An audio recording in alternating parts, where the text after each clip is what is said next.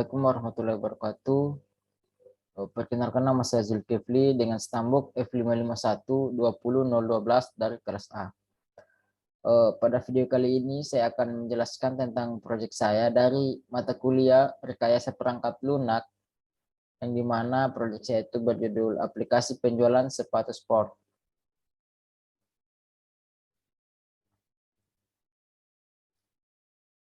Di sini ada sedikit pembahasan di mana aplikasi ini merupakan suatu penerapan dari perancangan sistem dalam pengolahan data dengan menggunakan bahasa pemrograman tertentu, yang dimana dapat memberikan instruksi yang tersusun sehingga komputer dapat membaca dan menjalankannya. Aplikasi Sport ini merupakan aplikasi kasir yang dimana mempermudah kasir dan dalam pekerjaannya, baik itu dalam penginputan data, pencarian data maupun transaksi. Adapun latar belakang dari aplikasi ini, kemajuan teknologi informasi dan komunikasi itu sudah semakin pesat. Perkembangan teknologi informasi dan komunikasi berpengaruh besar terhadap berbagai aspek kehidupan, baik di bidang bisnis, perkantoran, industri maupun pendidikan. Bahkan banyak kegiatan dan perilaku manusia yang tergantung pada teknologi informasi dan komunikasi. Dengan cepatnya laju perkembangan informasi dan komunikasi tersebut, baik disadar maupun tidak, akan indikasi bahwa manusia saat ini kurang mengerti tentang adanya kecerdasan buatan seperti robot, program-program komputer, dan sebagainya. Para pengguna teknologi informasi dan komunikasi khususnya di bidang komputer akan dihadapkan dengan berbagai program-program komputer dalam aplikasi. Sesuai dengan fakta yang ada, ternyata masih banyak toko yang menggunakan sistem pemesanan dan pembayaran barang secara manual.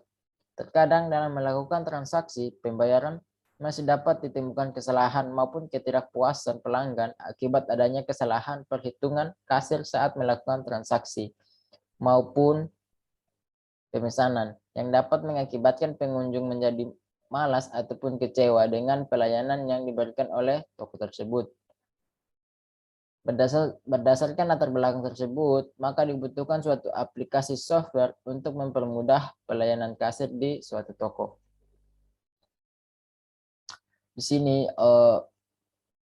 mode pengembang aplikasi, di sini saya menggunakan metode waterfall yang dimana terdiri dari 6. Pertama, requirements division.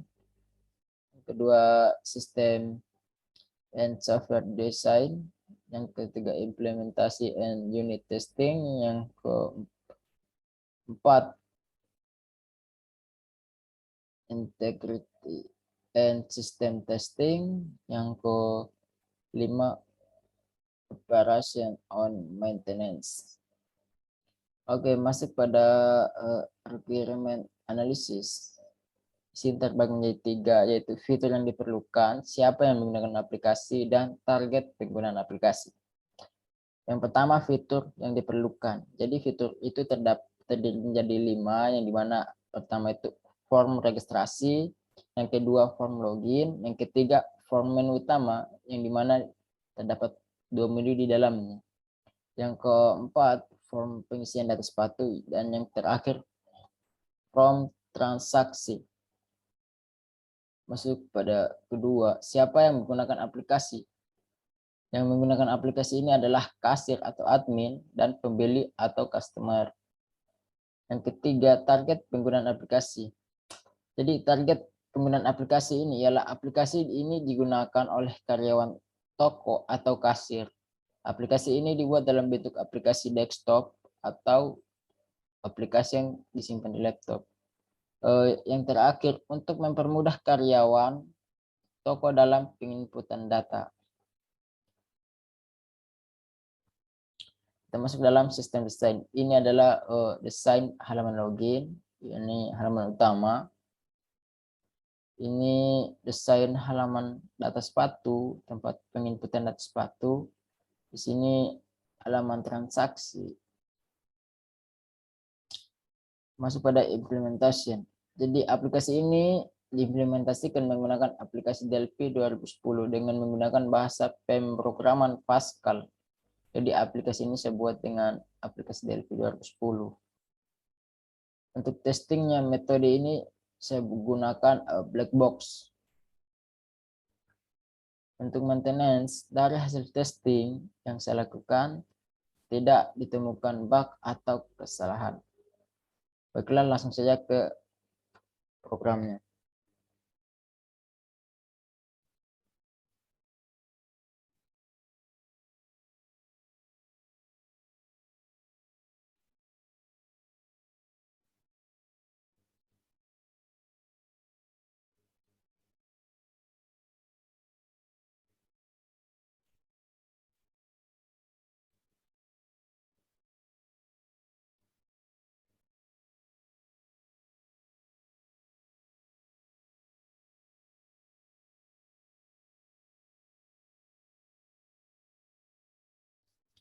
Oke, pertama kita langsung berhadapan dengan form login.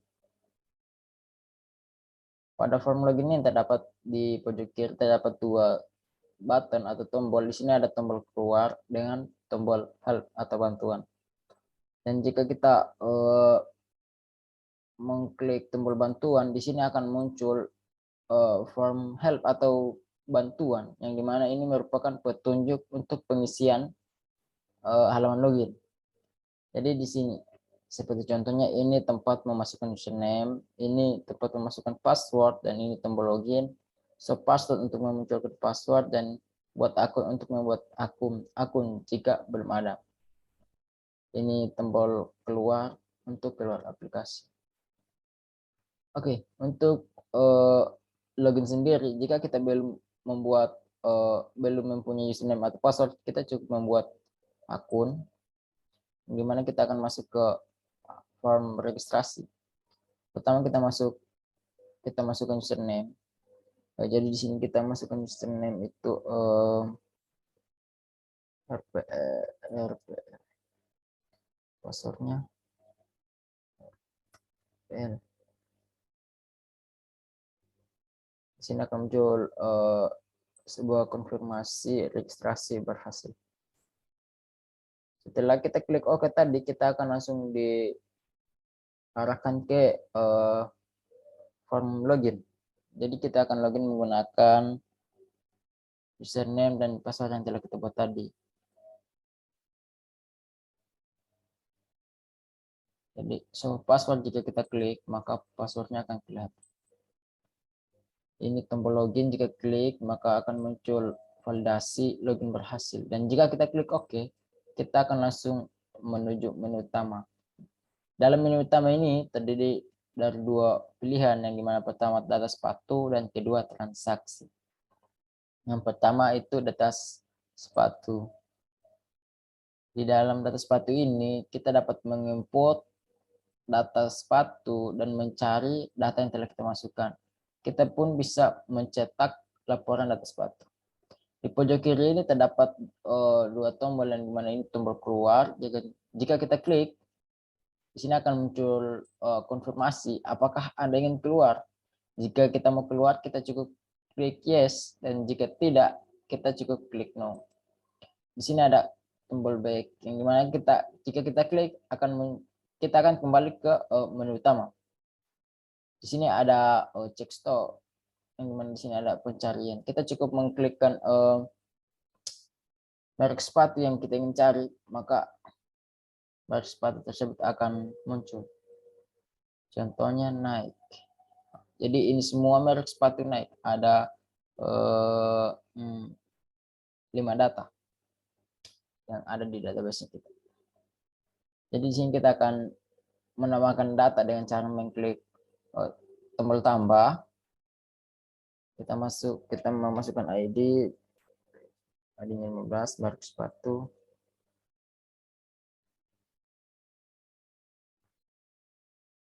All-Star. Ukuran sepatunya misalnya di sini untuk anak-anak biasanya 25 lah.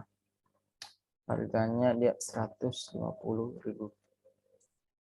Jika sudah terisi semua, kita cukup klik simpan. Akan muncul informasi data berhasil disimpan. untuk datanya sendiri dia akan tersimpan ke database yang telah kita buat dan akan ditampilkan di DB Creative. Di sini ada terdapat 5 tombol. Untuk jika kita ingin menghapus data, kita cukup klik 2 kali di DB Creative, maka tombol hapus akan aktif, dan jika kita klik akan muncul konfirmasi apakah Anda yakin ingin menghapus data ini. Jika kita ingin menghapus, kita cukup klik yes. Akan muncul informasi data berhasil dihapus. Dan jika kita telah menghapus, maka data di sini akan hilang dan di database pun akan hilang datanya. Dan jika kita ingin mengubah tanpa menghapus, di sini naik, kita akan ubah menjadi Puma. Yang dimana ID-nya ini 4. Kita klik ubah, data berhasil diubah. Maka di sini ID 4, merek sepatunya menjadi Puma. Yang dimana di database-nya pun akan berubah seperti ini. Untuk tombol reset, dan ini berfungsi jika kita telah mengisi ini, dan jika ada kesalahan kita cukup klik reset, maka dia akan kembali kosong sendiri. Begitu. Adapun ini ikon printer, yang dimana jika kita klik, dia akan mencetak laporan data sepatu. Ini merupakan data-data yang telah tersimpan di database yang telah kita buat. Kita akan kembali ke menu utama dengan cara mengklik tombol back. Kita masuk ke menu transaksi. Di sini menu transaksi terdapat menu pencarian juga, di mana kita dapat mencari pembeli atau customer yang telah yang pernah melakukan transaksi. Misalnya saya akan mencari kakak. Nah, ini akan muncul. Data-datanya akan muncul. Bagaimana jika kita ingin menambahkan transaksi, kita cukup mengklik tombol bertambah dan kita mengisi data-data ini yang lengkap. Misalnya nama pembelinya itu Sahrul. Berapanya di sini kita random saja.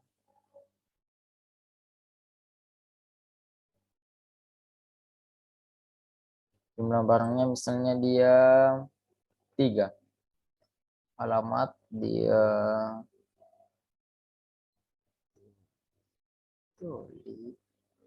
merek sepatu Alstar, ukurannya tadi dia 25.